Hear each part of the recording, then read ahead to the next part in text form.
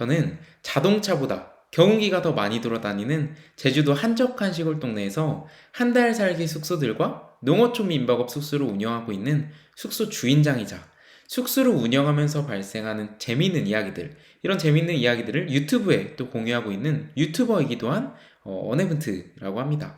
에어비앤비 창업에 관심이 있으시거나 이미 시작하신 분들도 계시겠죠. 시작하셨지만 막 헷갈리시는 것들이 많고 어려운 점들이 많으신 분들도 계시겠죠. 그런 분들에게 질문을 한 가지 드리고 싶습니다. 에어비앤비 창업을 통해서 얻고자 하시는 게 그런 자아실현과 같은 행복감 뭐 이런 건지, 아니면 에어비앤비 매출을 높이는 건지요. 질문이 너무 쉬웠죠. 그럼 제가 질문 한 가지 더 드려볼게요. 그럼 여러분들이 에어비앤비 창업에 도전하시려는 이유가 에어비앤비 매출을 높이시는 건가요? 아니면 돈을 버는 건가요? 뭐야, 같은 질문 아니야?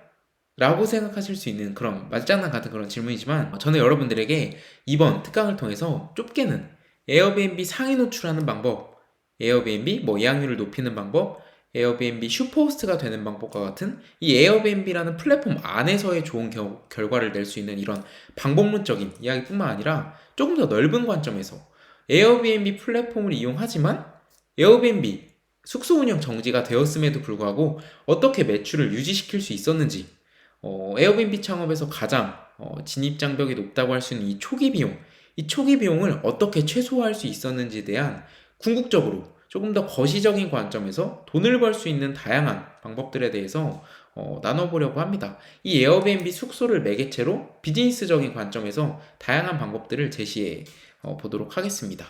그래서 목차는 이런 식으로 이루어져 있고요. 크게 세 챕터로 이루어져 있죠.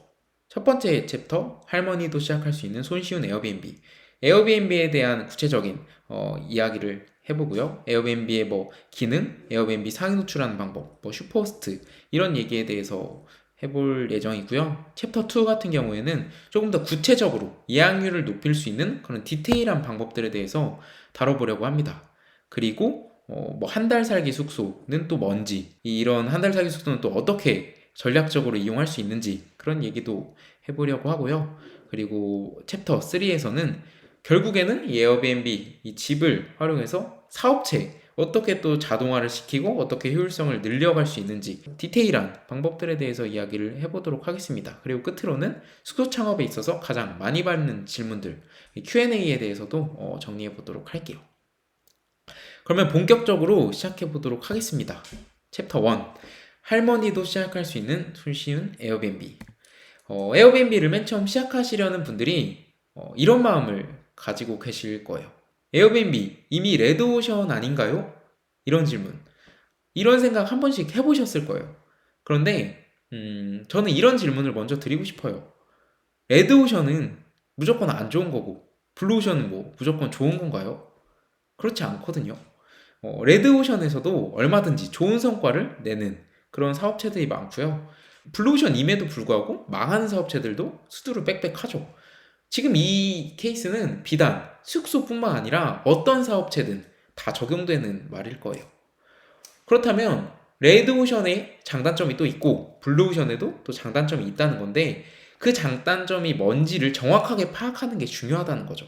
그래서 지금 내 상황, 내가 처한 상황에는 어떤 전략이 좋을지 그 최선의 전략을 찾는 게 가장 좋은 방법이라고 할 수 있겠습니다. 자, 그러면 레드오션의 장점은 뭐가 있을까요? 레드오션이라고 하면 기본적으로 수요가 굉장히 많다라는 말이죠. 수요가 많다라는 말은 니즈가 있다라는 말이잖아요. 이게 뭐 어떤 분야가 됐든 니즈가 있다라는 말은 거기에 돈이 몰려 있다라는 말이거든요. 그러니까 레드오션은 뭐 경쟁자가 많건 적건은 일단 둘째고, 돈이 몰려 있는 시장이라는 거는 팩트예요. 돈이 몰려 있는 시장이 있어야 그 다음에 일단 경쟁자가 많아지든 적든 하는 거잖아요. 그러니까 전제 조건이 돈 자체는 일단 몰려 있다는 거예요. 그 점이 레드오션의 가장 큰 장점이 될 수 있는 거예요. 블루오션은요, 반면에 경쟁자가 없어요. 그러니까 경쟁자가 없으니까 뭐 독점을 할 수도 있다라고 생각할 수도 있는데, 어떻게 보면 니즈 자체도 없을 수 있는 거거든요. 그러니까 쉽게 말해서 내가 경쟁자를 피하기 위해서 이제 호텔을 짓는다고 생각해 볼게요. 내가 경쟁자를 피하기 위해서 호텔을 지었는데 경쟁자가 가장 없는 곳은 무인도인 거죠. 무인도에 호텔을 지으면 잘 지었다고 할 수 있을까요? 경쟁자가 없는데. 아니, 경쟁자는 피했지만 결과적으로 예약률이 좋고 돈이 벌리는 숙소를 만들어야 되는데 무인도에 지어봤자 뭐 하겠어요? 네, 아무리 블루오션이어도 무인도에 호텔을 짓는 상황, 이런 상황들을 경계하셔야 된다는 거예요. 네, 그래서 중요한 건요, 트렌드라는 말씀을 드리고 싶어요. 무슨 말이냐면 이미 레드오션이어서 내가 후발주자라고 할 수도 있죠. 근데 후발주자여서 그렇게 막 뭐 더 처질 필요도 없고 기죽을 필요도 없고 성공할 확률이 낮은 것도 아니라는 거예요. 트렌드라는 키워드 앞에서는요. 왜냐면요, 트렌드는 계속 변하잖아요. 그러니까 시대가 흘러가면서 그 시대의 흐름에 반영된 결과물이 트렌드인 거잖아요. 그래서 이 트렌드를 캐치해서 트렌드를 기반으로 저희는 이제 에어비앤비 숙소에 한해서 이제 이야기를 해보면요, 이 트렌드를 기반으로 숙소로 인테리어 하게 되면 이미 먼저 시작한 사람들이든 뭐 늦게 시작한 사람들이든 이 트렌드라는 키워드 앞에서는 다 똑같은 출발선상이라는 거죠. 그렇기 때문에 이 트렌드를 캐치하고 이 트렌드가 반영된 인테리어라고 하면 얼마든지 후발주자로도 좋은 결과를 낼 수 있다는 점 미리 말씀드리고요. 이제 구체적으로 어떻게 하면 이런 트렌드 기반으로 인테리어를 할 수 있는지, 어떻게 하면 예약률을 높일 수 있는 숙소를 만들어 갈 수 있는지에 대해서는 하나씩 차근차근 말씀드려 보도록 하겠습니다. 그래서 정리해보면 에어비앤비는 이미 레드오션이라고 할 수 있지만 레드오션이라고 해서 내가 뭐 성공하지 못한다? 이런 거는 전혀 별개의 얘기라는 거죠. 오히려 레드오션이니까 나는 안 돼. 그리고 블루오션이니까 무조건 해야 돼. 이런 생각으로 접근하는 것 자체가 훨씬 더 위험해요. 네. 그래서 그 점을 참고해 주시고 중요한 건 트렌드. 우리들은 이제 트렌드를 기반으로 어떻게 우리 숙소에 이런 트렌드를 녹여낼 수 있는지 이 고민을 해주셨으면 좋겠어요. 에어비앤비를 하기 좋은 집이 있죠. 이 좋은 집을 구하는 팁들에 대해서 말씀드려 보도록 하겠습니다. 이게 집을 구하는 데 있어 상식이라고도 할 수 있죠. 그런 상식들이 있는데 이게 또 이상적인 그런 부분과 현실은 또 다르거든요. 그러니까 막상 집을 구할 때 그 현실은 내가 생각했던 그 이상과 많이 달랐어요. 그래서 어떤 부분에서 그 달랐는지 그런 것들도 가감없이 말씀드려 보도록 하겠습니다. 에어비앤비 하기 좋은 집 구하는 팁. 첫 번째는요, 집을 구할 때는 집 그 자체뿐만 아니라 동네까지 철저히 봐야 한다는 거예요. 내가 당연하다고 생각했던 것들이 당연하지 않을 수가 있다는 거죠. 우리 기본적으로 집을 볼 때, 이런 거 당연히 보죠. 막 수도꼭지에서 막 물이 잘 나오는지, 수압이 센지, 아니면 뭐 변기 물이 잘 내려가는지, 뭐 이런 것들은 기본적으로 체크하잖아요. 집 안에 있는 것들. 근데 이런 것들은 기본인 거 맞는데, 우리들은 일단 숙소라는 하나의 사업체를 꾸릴 예정인 거잖아요. 그러니까 이 집 자체뿐만 아니라 그 밖에 있는 것들, 집을 아우르는 동네까지도 봐야 할 필요가 있어요. 예를 들어, 제가 서울에, 지금은 제주도에 살지만 서울에 살 때는요, 쓰레기를 그냥 문 앞에 버리고 문 앞에 그냥 전봇대 밑에 놓으면은 그 알아서 수거가 됐거든요. 그래서 저는 당연히 제주도도 그냥 집 앞에 쓰레기를 종량제에 놓으면 알아서 가져가는 줄 알았어요. 그런데 하루가 지나도 이틀이 지나도 그 쓰레기가 안 없어지는 거예요. 그냥 계속 그 자리에 있는 거예요. 그래서 뭐지? 이거 뭔가 좀 다르다라는 거를 캐치했고요. 그래서 검색을 해보니까 쓰레기장이 따로 있더라고요. 근데 그 쓰레기장이 제가 구했던 그 구옥 집으로부터 850m가 떨어져 있었어요. 그러니까 막 엄청 멀진 않지만 그래도 되게 당황스러운 숫자잖아요. 850m. 그냥 서울 살 때는 그냥 집 앞에 놓으면 쓰레기를 수거해 주셨는데 이제는 내가 10분, 15분 정도를 걸어가서 쓰레기를 버려야 된다는 게 처음에는 적응하기가 되게 어렵더라고요. 그러니까 물론 이게 별거 아닌 거라고 생각하실 수도 있지만 이거를 내가 최종 결정을 하기 전에 아는 것과 이미 계약을 하고 난 후에 아는 거는 상당히 큰 차이점이 있죠. 이제 저 같은 경우는 시행착오죠. 보죠. 계약을 하고 난 후에 알았어요. 그러니까 너무 당연하다고 생각했던 거였죠. 그래서 여러분들은 이제 집을 계약할 때는요, 이 쓰레기장이 동네에 얼마나 멀리 떨어져 있는지 이런 것들도 기본적으로 체크를 해주셔야 돼요. 그리고 그 다음으로는 편의점인데요. 뭐 편의점도 하나의 예시라고 할 수 있어요. 그러니까 인프라인 거죠. 서울에 있을 때, 뭐 도시에 있을 때는 사실 편의점이 얼마나 멀리 있는지는 크게 고려 안 하실 거예요. 왜냐면 너무나 당연히 멀지 않은 곳에 있을 테니까. 뭐 약국도 그렇고 주유소도 그렇고 우리 집 구할 때 주유소가 얼마나 멀리 떨어져 있는지 이런 거 잘 안 따지잖아요. 왜냐면 이미 이미 질비에 있으니까. 그런데 시골 동네는 그렇지 않다는 거죠. 특히 이 편의점 같은 경우는요. 내가 사는 집이면 뭐 내가 불편함 감수하면 그만인데 이제 게스트분들이 오시잖아요. 그랬을 때 이제 편의점이 있고 없고는 사이가 상당히 크죠. 뭐 물이라던가 뭐 음료수라던가 뭐 술이 될 수도 있고 이런 것들이 제공이 잘 될 수 있는 인프라인지 그게 어려운지 이런 것들까지도 반드시 봐주실 필요가 있어요. 특히 이제 농어촌 민박업을 생각하시는 분들이 이제 구옥집을 알아보실 텐데요. 이 구옥집 같은 경우는 지금 말했던 이 편의점이라던가 이 쓰레기장이 되게 멀리 있거나 차로도 거리가 먼 경우가 비일비재해요. 네, 그래서 이런 것들도 반드시 참고해 주시고 집을 알아보시면 좋겠죠. 네, 다음으로 에어비앤비 하기 좋은 집 구하는 팁 두 번째는요. 주차 가능 여부 및 최대 주차 대수를 정확하게 파악할 필요가 있다는 거예요. 어, 숙소를 준비하고 오시는 그 게스트분들의 대부분은 렌트카를 이용하시겠죠. 물론 내가 꾸민 집의 컨셉에 따라서 이제 뚜벅이 여행자분들을 위한 집을 꾸밀 수도 있긴 해요. 근데 일반적으로 숙소를 운영하실 때는 기본적으로 게스트분들은 렌트카를 끌고 오시겠죠. 네. 그런데 아무리 이 내부 시설이 좋고 뭐 프리미엄 숙소라고 해도 이 주차가 어려우면 게스트 입장에서 만족도가 확 떨어지거든요. 그러니까 주차하기가 굉장히 막 좁다거나 좁은 걸 넘어서서 주차장이 없는 공간도 있어요. 그래서 뭐 공영 주차장이나 뭐 근처 옆 동네에다가 주차를 대고 와야 하는 경우도 있거든요. 그래서 이런 경우에 내가 미리 알고 있던 상황, 그러니까 애초에 주차 공간이 없으니까 내가 이거를 다른 장점으로 승화를 하겠다. 이런 전략적인 것도 좋은데 이런 걸 내가 미리 캐치하지 못하고 계약을 덜컥 하고 났는데 알고 보니 주차장이 없는 거예요. 이런 경우는 있으면 안 되잖아요. 그래서 사전에 주차가 뭐 어려운지 아니면 가능하다면 몇 대가 가능한지 이런 것들도 반드시 캐치를 해주셔야 됩니다. 근데 또 재밌는 경우가 있었는데 어떤 사례가 있었냐면요. 저는요 에어비앤비 호스트가 되기 전에 여행을 자주 다녔어요. 그러니까 게스트로서 여행을 자주 다녔던 거죠.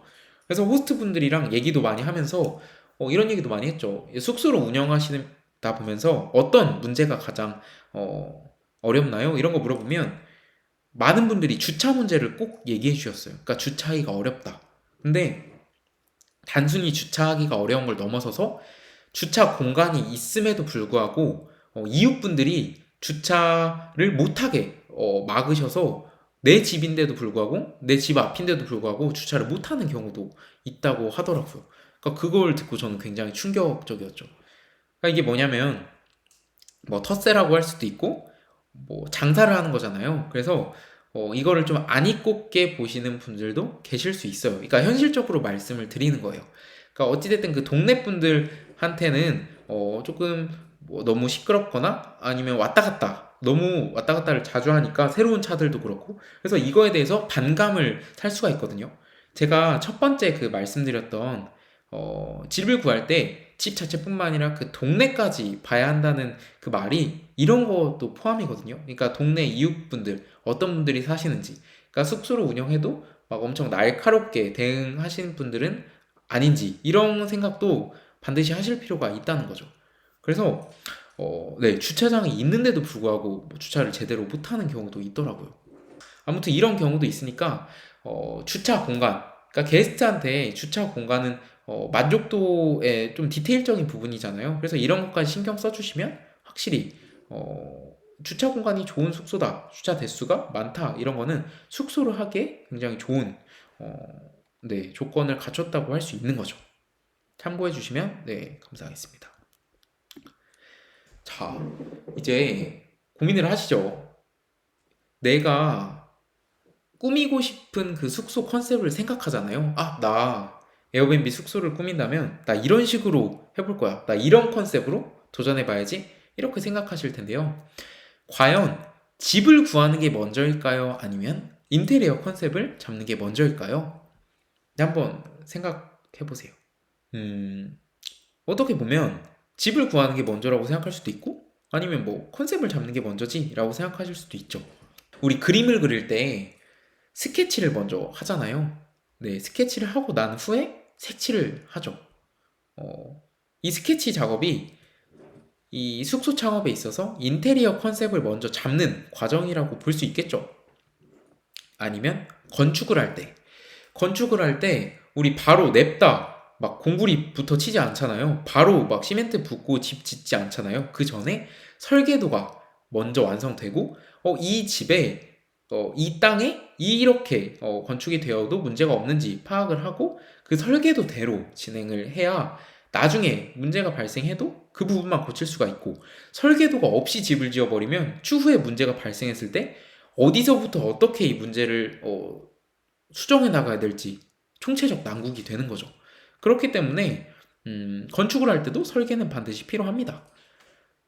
그림을 그릴 때도 스케치 작업이 필요하고 건축을 할 때도 설계가 필요한데 그렇다면 에어비앤비 창업을 할 때도 집을 구하기 전에 인테리어 컨셉을 먼저 정하는 게 먼저가 아닐까? 라고 생각하는 게 이상적인 답변이 맞거든요. 네. 저도 실제로 제가 하기 전에 인테리어 컨셉 다 생각해 놨어요. 아, 나 이 집은 이렇게 꾸밀 거고, 나 이번에는 이런 식으로 하고 싶어. 다 했는데, 내가 생각한 컨셉에 부합하는 집이 나올 확률.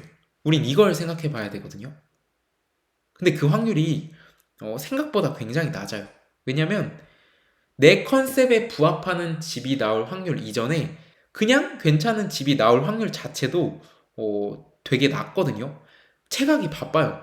네, 그런데 괜찮은 집이면서 내가 생각한 컨셉에 부합하는 집이 나올 확률? 이거는 현실적으로 굉장히 낮다는 거죠. 네. 실제로 괜찮은 집이 발견되고 이 집에 맞는 이제 컨셉을 생각하고 이 집은 이렇게 꾸며야겠다 이런 생각을 하고 있는데 그 생각을 하는 과정에 이미 계약이 끝나는 경우가 너무 많았어요. 네, 진짜. 그러니까 괜찮은 집들은 그냥 보이는 즉시 그냥 계약이 되는 경우가 허다하거든요. 그러니까 현실적으로, 그러니까 제가 돌이켜 보니까 제가 어떻게 했냐면요. 뭐 컨셉에 부합하는 집을 찾는 게 아니고 일단 그냥 괜찮겠다 싶은 집이 있으면 과감하게 시도를 했고 그 집에서 끌어낼 수 있는 최고의 컨셉을 그 다음에 고민을 했어요.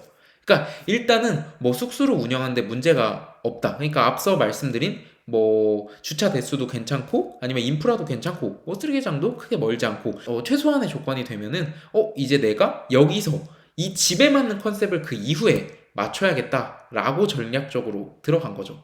그러니까 결과적으로 말씀드려보면 인테리어 컨셉보다 집 그 자체가 먼저였던 거죠. 왜냐하면 인테리어 컨셉을 먼저 정한다 해도 그러면 그 컨셉에 맞는 집을 구해야 되는데 그 컨셉에 맞는 집을 구할 확률이 경험상 굉장히 낮았다라고 말씀을 드릴 수가 있을 것 같아요.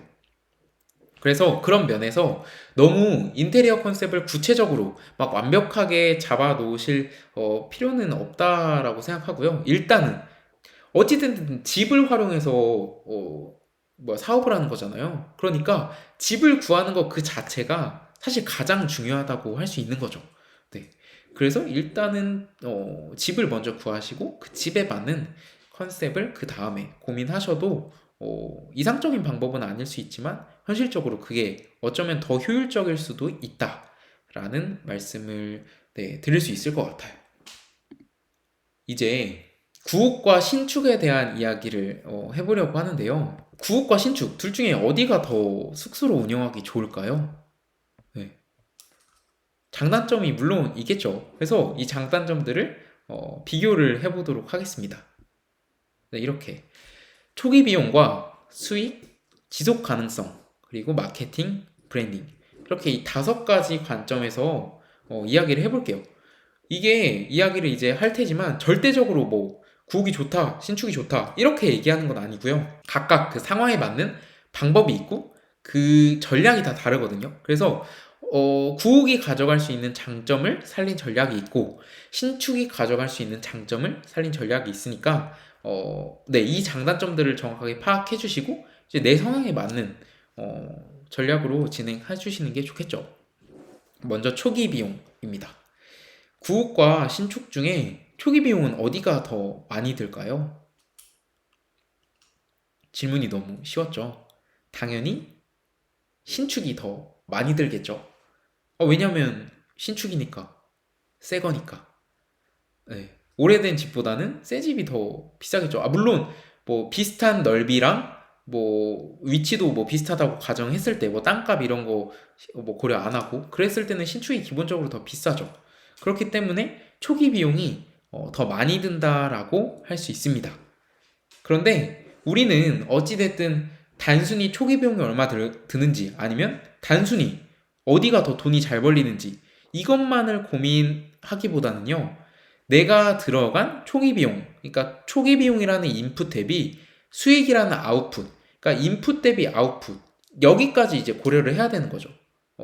그러니까 신축 같은 경우는요. 초기 비용이 당연히 많이 들겠지만 그만큼 객단가를 높게 받을 수가 있다라는 또 장점이 있는 거죠. 결과적으로 수익성은 사실 뭐 구욱이 더 높다, 신축이 더 높다 이렇게 얘기를 하기에는 상황에 따라 다르겠죠. 그런데 이제 지속 가능성 측면에서 이제 이야기를 해볼게요.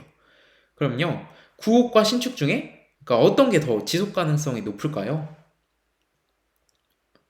지속 가능성이라고 하면 내가 이 사업체를 얼마만큼 꾸준하게 안정적으로 운영을 할 수 있을까? 네, 이 부분이라고 생각해 주시면 될 것 같아요. 네. 구욱이 더 높다고 할 수 있어요. 왜 그러냐면요.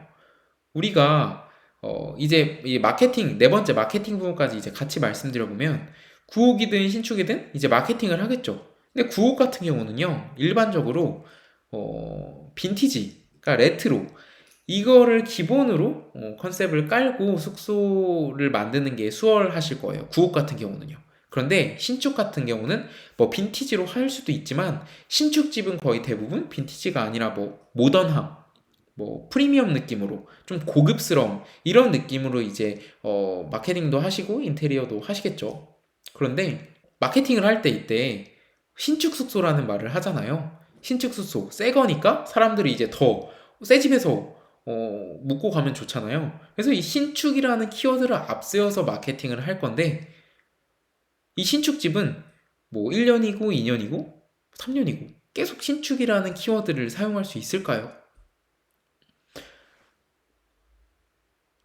평생 신축인 집은 없잖아요. 네. 그러니까 이 신축이라는 키워드 마케팅이 먹히는데 유효기한이 있다는 거죠. 길어야 한 3년? 3년도 굉장히 길다라고 보거든요.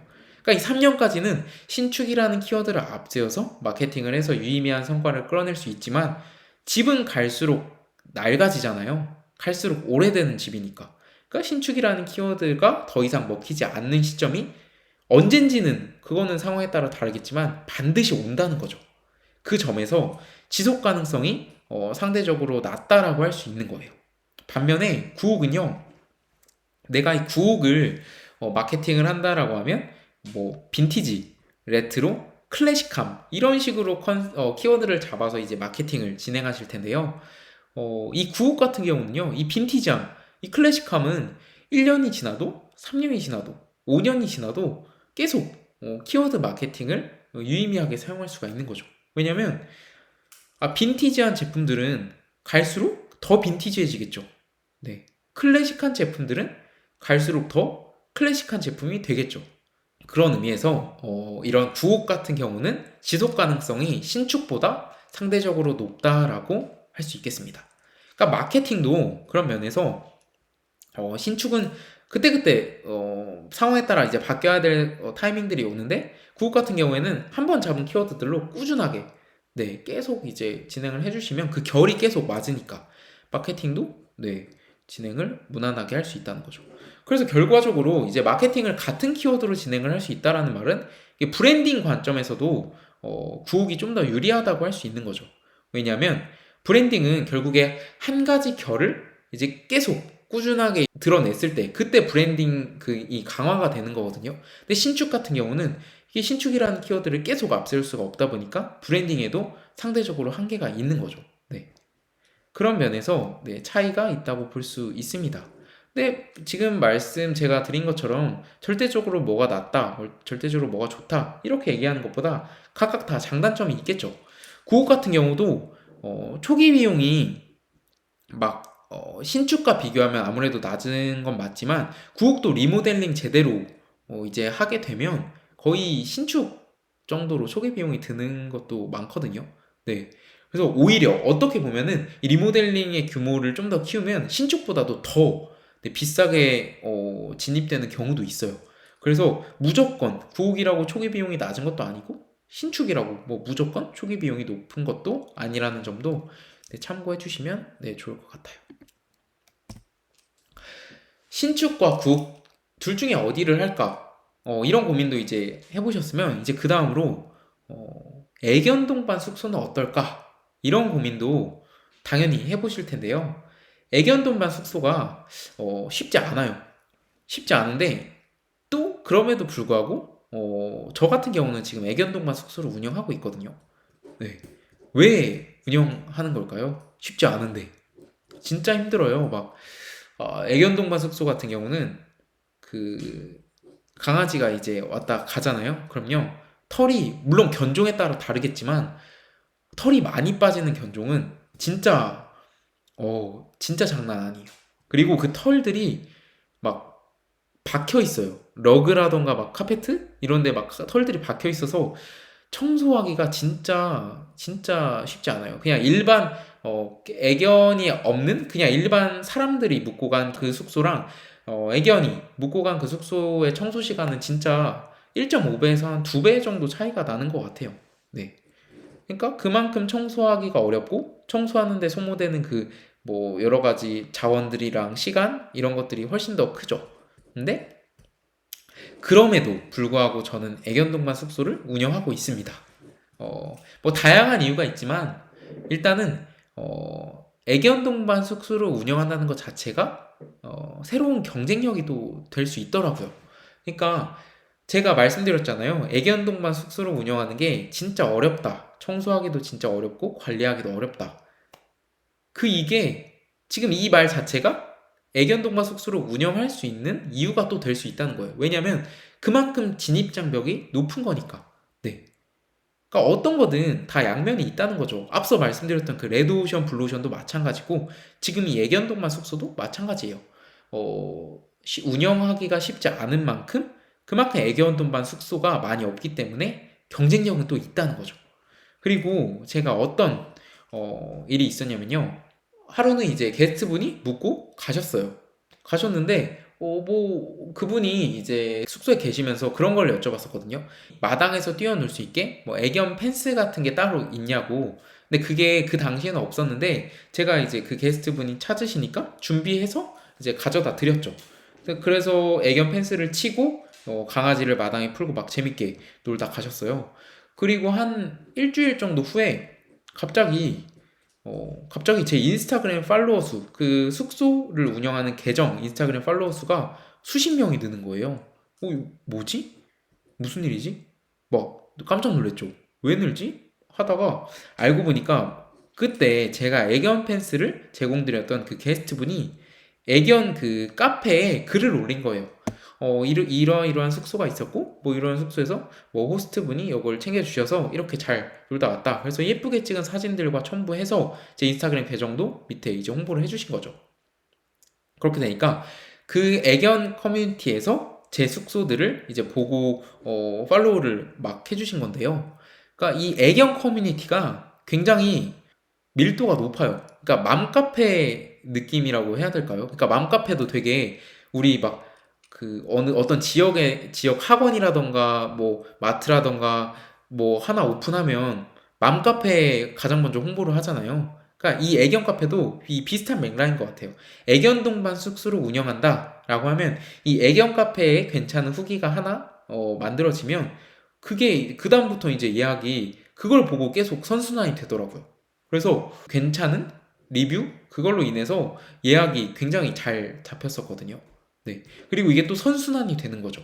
선순환이 되고 또 방명록이 작성이 되면 그 방명록을 또 활용해서 또 다양하게 또 마케팅을 진행하고, 그러니까 애견동반 숙소도 한번 잘 괜찮은 후기가 만들어지기 시작하면 그 다음부터는 계속 입소문을 타면서 안정성을 찾을 수가 있다는 거죠. 이런 사례도 있었습니다.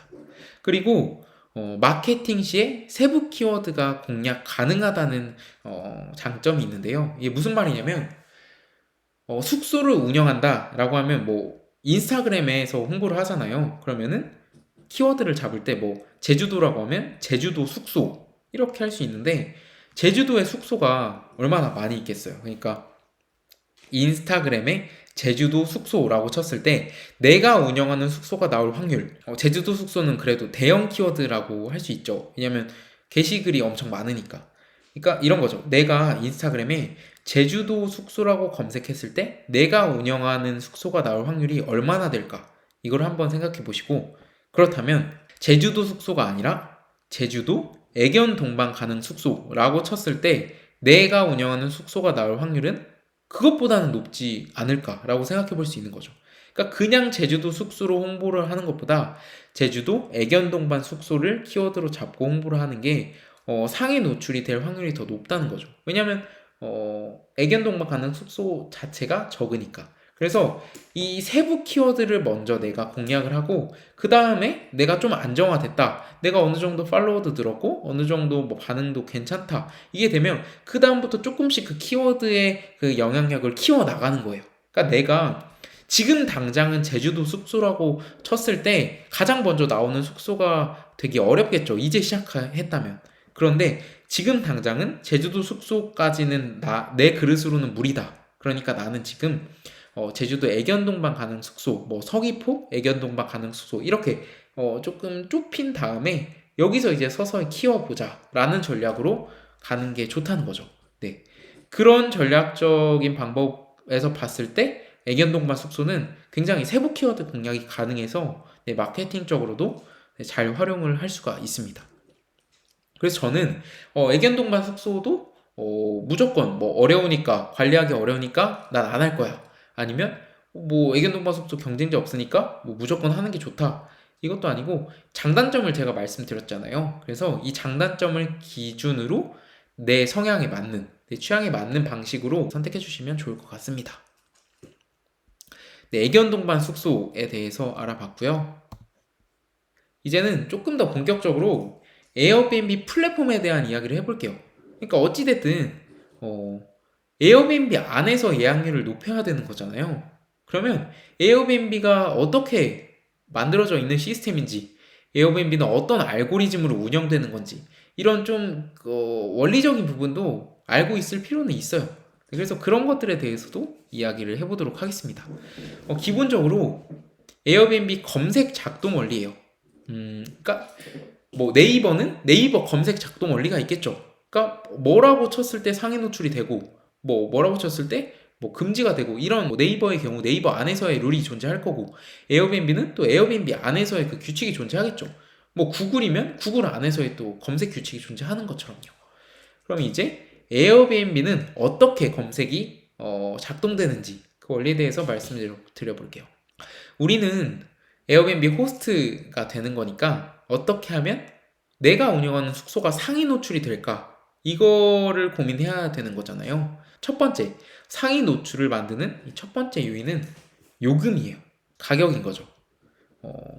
에어비앤비는 이제 숙소를 등록하게 되면 이 지역 설정을 하게 되잖아요. 이 내가 설정한 지역에 또 주변 숙소들이 있겠죠. 이 주변 숙소들은 또 얼마의 가격을 설정하고, 나는 또 내가 운영한 숙소는 얼마의 가격을 설정했는지를 비교해보고, 내가 제공하는 숙소의 가격이 괜찮은 가격인지 경쟁력이 있는 가격인지를 판단하고, 숙소가 그렇게 비싸지 않다, 다른 숙소들보다 더 저렴하게 가격을 제공하고 있다, 이렇게 되면 기본적으로 상위 노출 조건을 만족시켜 줍니다. 그러니까 내 주변 숙소들보다 너무 비싸게 이제 설정을 해놓으면 상위 노출로부터 조금 더 멀어질 확률이 있다는 거 참고해 주시면 되겠죠. 네, 다음으로는 예약 가능 여부입니다. 예약 가능한 날짜가 말 그대로 많을수록 상위 노출이 될 확률이 높다는 거예요. 그러니까 에어비앤비 같은 경우는 신규 호스트들을 상위 노출시켜 주거든요. 그러니까 이것도 비슷한 맥락인데 예약 가능한 날짜가 많다라는 말은 공실률이 높다라는 말이죠. 그러니까 공실률이 높은 숙소를 기본적으로 상위 노출을 시켜주는 거예요. 그러니까 두루두루 그냥 다 예약이 되게끔 에어비앤비는 그렇게 만들려는 거죠. 그런데 이제 추후에서도 제가 말씀드리겠지만 인스타그램과 에어비앤비는 특징이 전혀 다르거든요. 그러니까 인스타그램 같은 경우는요. 숙소를 운영하면 운영할수록 팔로워 수는 더 많아지고 숙소가 더 브랜딩이 되고 그러니까 찾는 사람이 더 많아지고 예약률은 더 높아지겠죠. 그런데 에어비앤비 같은 경우는 처음이 가장 상위 노출하기가 쉬워요. 네. 처음에 상위 노출하고 이제 내가 예약률이 높아지면은 그다음부터는 이제 또 신규 호스트가 들어오니까 그 신규 호스트를 우선적으로 상위 노출시켜주니까 갈수록 뭐 브랜딩이라던가 뭐 아니면 예약률을 계속 유지한다거나 이런 것들이 처음보다는 더 어려워지거든요. 네, 이 부분을 생각해 주시면 제가 뒤에서 말씀드리겠지만 저는 그래서 에어비앤비랑 인스타그램을 둘 다 활용하라고 말씀을 드리거든요. 근데 일단 지금은 에어비앤비에 대해서 이제 이야기를 하는 거니까 그 부분은 조금 뒤로 하고 이어서 이야기를 해볼게요. 정리해보면 예약 가능 여부, 그러니까 예약 가능한 날짜가 많을수록 상위 노출이 된다. 그러니까 신규 호스트일수록 상위 노출이 된다라는 말이 되겠죠. 네, 다음으로는 즉시 예약 기능이에요. 숙소를 게스트가 예약할 때 즉시 예약할 수가 있거든요. 그리고 내가 예약 신청을 하고 호스트가 최종적으로 이 예약을 수락하는 그 과정이 있어요. 그러니까 즉시 예약을 하게 되면 호스트의 허락이 별도로 필요 없이 바로 내가 예약을 할 수 있는 거고 즉시 예약 기능이 아니라면 내가 이제 예약해도 됩니까? 라고 호스트에게 물어보는 거예요. 그게 승인이 되면 그때 예약이 되는 거고. 근데 여기서 즉시 예약 기능을 활성화 시켜 놓으면 그러니까 별도의 호스트의 수락 요청이 없이 내가 그냥 게스트가 바로 예약을 할 수 있게 설정을 해두면 이거 역시 에어비앤비 내에서 상위 노출이 될 수 있는 조건이라는 거죠. 아무래도 에어비앤비라는 플랫폼은 이 에어비앤비 안에서 예약이 많이 이루어질수록 좋잖아요. 그런데 한 번 더 필터링이 있는 것보다 바로 예약을 할 수 있게끔 하는 게 더 에어비앤비 입장에서는 더 좋겠죠. 더 많은 예약이 이루어지는 거니까. 그런 면에서 생각해보면 즉시 예약 기능도 활성화를 시켜놓으면 상위 노출이 된다라는 거 참고해 주시면 감사하겠습니다. 네, 다음으로는요. 게스트가 숙소의 매력을 느끼는 정도예요. 네. 이게 되게 추상적이잖아요. 게스트가 숙소의 매력을 느끼는 정도? 이걸 어떻게 알 수가 있을까요? 네, 알 수가 있더라고요. 그게 바로 에어비앤비 위시리스트의 저장, 그러니까 즐겨찾기에 저장되는 거예요. 쉽게 말해서. 그리고 숙소, 그 상세 페이지 클릭 수, 그리고 게스트가 호스트에게 이 숙소 관련된 문의를 하는 이 채팅 빈도, 이런 것들을 수치적으로 이제 계산해서 이런 것들이 높을수록 게스트가 숙소의 매력을 더 많이 느끼고 있다라고 생각할 수 있는 거죠. 그래서 이렇게 위시리스트에 저장이 되고 클릭수가 많고 채팅 빈도가 높은 것도 상위 노출의 요인이 될 수 있다는 거 참고해 주시고 준비해 주시면 될 것 같아요. 다음으로 넘어가 볼게요. 다음으로는 에어비앤비 수수료 이야기를 해볼게요. 이게 수수료가 막 엄청 비싸진 않으니까 되게 간과하고 운영하시는 분들 되게 많이 계시거든요. 한 3년 동안 에어비앤비 호스트 하시면서 에어비앤비 수수료가 정작 몇 %인지 모르시는 분들도 굉장히 많이 계시더라고요. 근데 사실 그거는 바람직하지 못하죠. 어찌됐든 내가 얼마를 벌었는지를 정확히 알아야 어떤 부분에서 아낄 수가 있고 어떤 부분에서 좀 지출을 더 늘려도 효율적으로 가져갈 수 있는지 이런 분석적인 접근이 가능하거든요. 그런 면에서 수수료는 반드시 파악하고 계셔야 됩니다. 그 수수료에 대해서 말씀을 드려볼게요. 일단은 에어비앤비랑 국내 플랫폼이랑은 조금 성격이 달라요. 에어비앤비는 그 수수료를 게스트한테도 떼고 호스트한테도, 그러니까 양쪽 모두로부터 수수료를 뗍니다. 네, 그러니까 수수료가 상대적으로 약간 좀 더 비싼 감이 없지 않아 있는데요.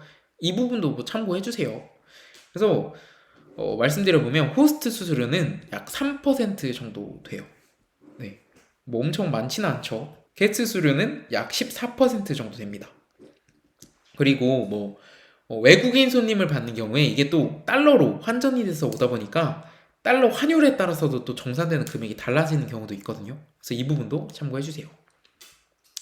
예를 들어 보면요. 호스트가, 그러니까 내가 숙소를 판매하고자 하는데 이때 설정한 금액이 10만 원이에요.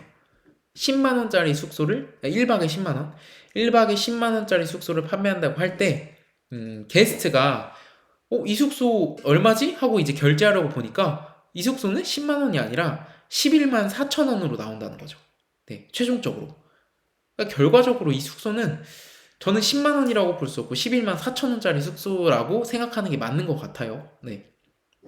그래서 어찌됐든 내가 10만 원으로 설정했어도 국내 플랫폼 같은 경우는 10만 원으로 설정했으면 결제하는 사람은 10만 원을 내는 거고 내가 정산 받을 때 막 9만 몇천 원, 그러니까 수수료가 공제되고 남은 금액을 내가 정산 받는 방식인데 에어비앤비 같은 경우는 내가 10만 원으로 숙소를 설정해 놓으면 게스트가 결제할 때는 11만 4천 원을 결제를 하는 거고 그러니까 호스트인 제가 정산을 받을 때는 9만 7천 원을 정산을 받는다는 거죠. 이 국내랑 좀 또 다르다 보니까 거기서 좀 더 헷갈리는 것 같아요. 그래서 이게 에어비앤비 가격 설정을 하는 게 되게 쉽지 않으실 수도 있거든요. 그리고 다른 플랫폼들도 여러 개를 이제 또 사용하시다 보면 이제 가격을 맞추는 것도 어렵고. 그래서 내가 숙소를 만들었는데 이 숙소를 얼마에 파는 게 좋을까? 내가 만든 숙소 열심히 정성 들여서 만들었는데 이거 1박에 얼마를 받아야 될까? 이게 되게 쉽지 않죠. 왜냐면 이것도 사람에 따라 다르고 누군가는 이 숙소 되게 비싼데? 라고 생각할 수도 있고 똑같은 가격을 불러도 누군가는 되게 저렴한데? 라고도 하고 실제로 숙소를 운영하다 보면 진짜 똑같은 가격 안내를 똑같이 드리잖아요. 근데 누구는 뭐 당연한 거죠. 누구는 이거 1박 가격 맞나요? 뭐 2박 가격 아닌가요? 이렇게 물으시는 분도 있고 누구는 이거 제대로 공지 주신 거 맞나요? 너무 저렴한데요? 이렇게 답장을 주시는 분들도 계시거든요. 그러니까 이 가격이라는 게 굉장히 상대적이라는 거죠. 그래서 내가 내 기준으로 최적의 가격을 막 찾으려고 할 필요는 없다는 점을 저는 말씀드리고 싶어요. 그러니까 처음부터 완벽한 가격을 찾으려고 하는 것 자체가 잘못됐다는 거죠. 그리고 찾을 수도 없고요. 중요한 건 내 주변 숙소들 그리고 내가 컨셉을 잡았잖아요. 그 컨셉과 비슷하게 운영되고 있는 숙소들이 1박에 얼마, 2박에 얼마를 받고 있는지를 참고하면서 일단 대략적인 금액을 유추해서 일단 올려보는 거예요. 네, 일단 올려보고 그렇게 올렸는데 반응이 어떻게 오는지 내가 숙소를 좀 저렴하게 다른 숙소들은 10만 원에 팔고 있는 숙소를 나는 5만 원에 올렸어요. 그러면 당연히 문의가 많이 오고 이양률도 높아지겠죠. 그런데 이렇게 이제 운영을 하다 보니까 이 숙소는 아무래도 이렇게 저렴하게 운영되는 숙소도 아닌 것 같아. 왜냐면 내가 지금 예약률이 들어오는 것보다 거절하는 횟수가 더 많아. 이런 경우라면 가격을 조금 더 높여볼 수가 있는 거죠. 그래서 이제 가격을 다시 한 15만 원으로 높였는데 이제는 문의량도 줄고 공실률도 늘고 이렇게 되면은 다시 가격을 조금 더 낮춰줄 필요가 있다는 거죠. 그래서 이렇게 내가 당장 최적의 가격을 찾으려고 하는 그런 접근보다 일단 가격은 대략적으로 던져놓고 이 반응을 보면서 최적의 가격을 찾아가는 거거든요. 왜냐면 가격은 정답이 없어요. 그리고 성수기 다르고 비수기 다르고 평일 다르고 주말도 다르잖아요. 그러니까 그 상황에 따라서 수시로 변하는 게 가격이거든요. 그러니까 실시간으로 좀 대응을 귀찮더라도 실시간으로 좀 그때그때 반영해서 대응을 하겠다라는 마음으로 이 가격에도 올려보고 저 가격에도 올려보고 다양하게 올려보시는 게 결과적으로 가장 효율적인 방법이라고 생각합니다. 그래서 주변 숙소들의 예약률과 가격들을 참고하면서 합리적인 가격을 도출하는 거. 그리고 이 과정을 반복하는 게 중요한 거죠. 성수기랑 비수기가 또 차이가 극명히 차이가 많이 발생하는 또 지역도 있고 아니면 제주도 같은 경우는 사실 성수기 비수기 차이가 크진 않거든요. 그냥 1년 내내 수요가 어느 정도 있기 때문에. 그래서 이런 지역적인 특성도 고려하시면서 내가 운영하고자 하는 그 지역의 특징은 어떤지 이런 것들도 가격에 반영이 되면 조금 더 전략적인 가격 도출 방법이 될 수 있겠죠. 네. 다음으로는 에어비앤비 슈퍼호스트 이야기를 해볼게요. 에어비앤비는 슈퍼호스트라는 그 제도가 있어요.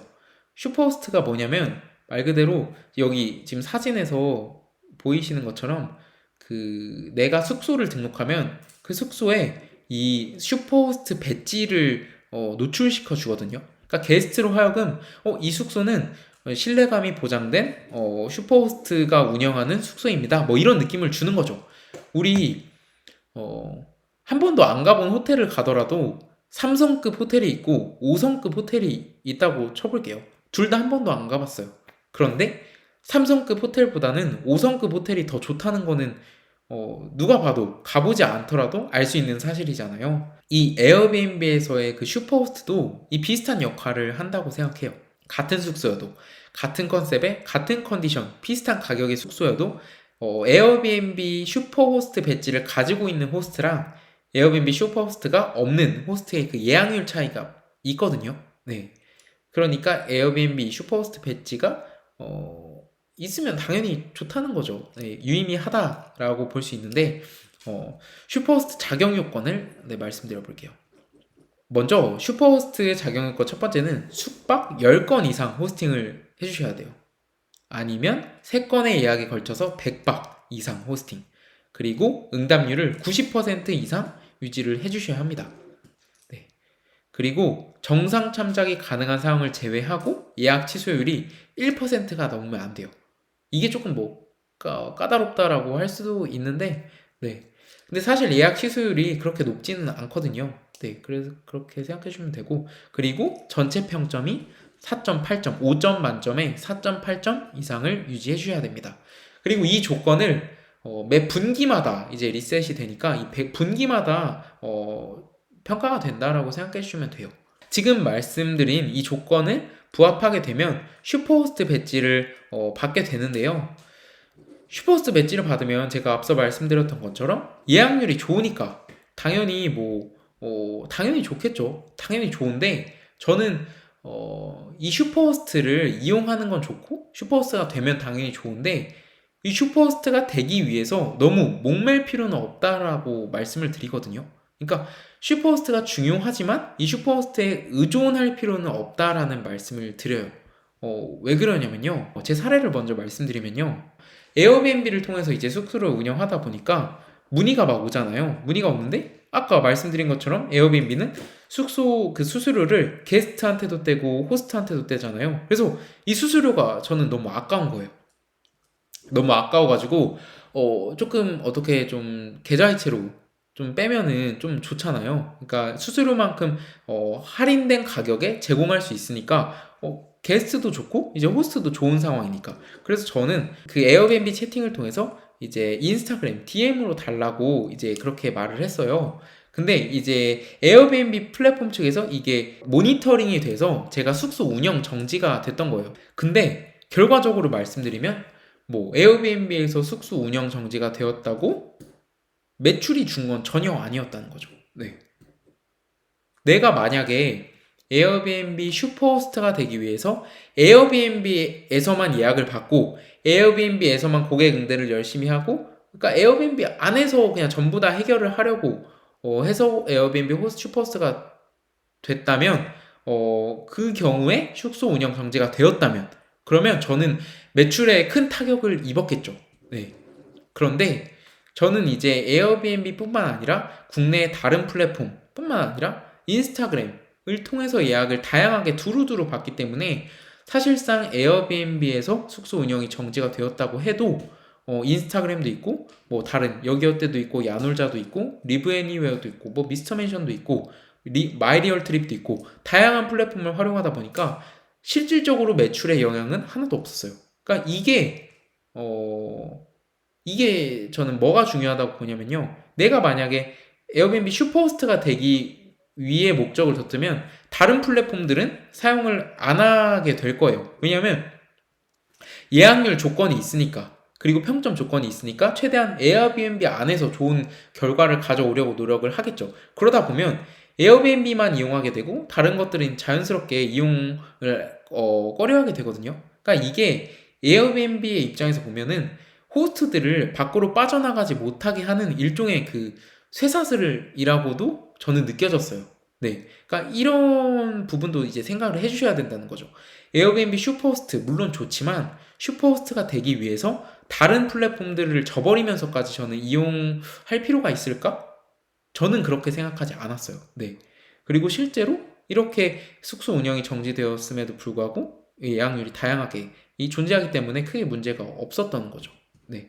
그리고 지금 이런 특이사항은 사실 그냥 지극히 하나의 사례고, 에어비앤비 안에서도 알고리즘은 계속 바뀌잖아요. 상위 노출에 대한 알고리즘은 바뀔 거고, 뭐 인스타그램도 마찬가지고 다른 플랫폼도 다 마찬가지일 거예요. 플랫폼의 상위 노출 알고리즘은 그냥 실시간으로 변하고 있거든요. 지금도 변하고 있고. 그런데 이 플랫폼의 상위 노출 로직이 변했을 때 내가 그 로직에 빠르게 대응할 수 있으면 좋지만 그렇지 못할 수도 있잖아요.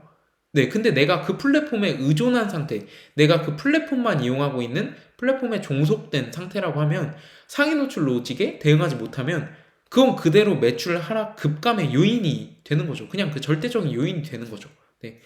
그렇기 때문에 저는 가능한 이 부분은 이후에서도 구체적으로 말씀드릴 건데, 에어비앤비 플랫폼을 활용하고 슈퍼호스트가 되면 당연히 좋지만 너무 에어비앤비 슈퍼호스트에 목매지 말고 에어비앤비 슈퍼호스트가 되기 위해서 다른 플랫폼들로부터의 그 유입률을 차단할 필요는 없다라고 생각하고 그렇게 운영을 하고 있습니다. 네. 그래서 이것도 장단점이 있다고 생각해요. 네. 그래서 저 같은 경우는 그래서 또 에어비앤비 슈퍼호스트가 또 됐다가 또 안 됐다가 이걸 계속 또 반복하거든요. 뭐 되면 뭐 당연히 좋고, 근데 뭐 안 돼도 크게 뭐 별거 아닌 그런 마음으로 하니까 오히려 마음 편하게 응대할 수 있더라고요. 그리고 저는 호스트잖아요. 호스트고 이제 게스트 분들을 상대하면서 진짜 특이사항들이 굉장히 많이 발생해요. 근데 아까 그 말씀 드렸던 부분 중에 하나가 슈퍼호스트가 되기 위해서는 전체 평점이 4.8점이 넘어야 된다고 했잖아요. 이 4.8점이 넘어야 된다라는 말은 어떤 경우에서든 호스트가 죄송합니다 라고 할 준비가 되어 있어야 된다는 말과 같거든요. 어찌됐든 이 평점으로 먹고 사는 에어비앤비 호스트니까 아무리 게스트가 누가 봐도 게스트의 과실인 뭐 상황이 있어도 이 부분을 호스트가 괜찮습니다 죄송합니다 라고 대응을 할 수 있어야 이 슈퍼호스트를 유지할 수 있다는 거예요.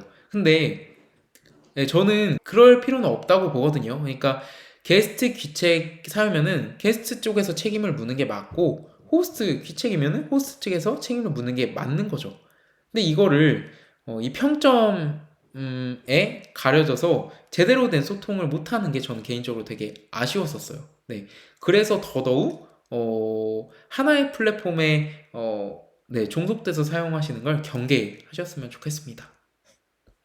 그런 의미에서 말씀드린 저의 그 숙소 운영 에피소드였고요. 이 에피소드를 정리해 보자면 슈퍼호스트 물론 중요하지만 다양한 플랫폼을 활용해서 슈퍼호스트로부터 얻는 이득보다 이 리스크를 해칭시키는 거죠. 이 리스크를 분산시키는 게 결과적으로 더 운영 전략에 있어서 더 안정성을 가져왔고 더 안정적인 매출을 가져다 줬다라고 할 수 있겠습니다. 챕터 1은 여기서 마치도록 하고요. 이제 다음 이어서 챕터 2를 이어서 하도록 하겠습니다. 감사합니다.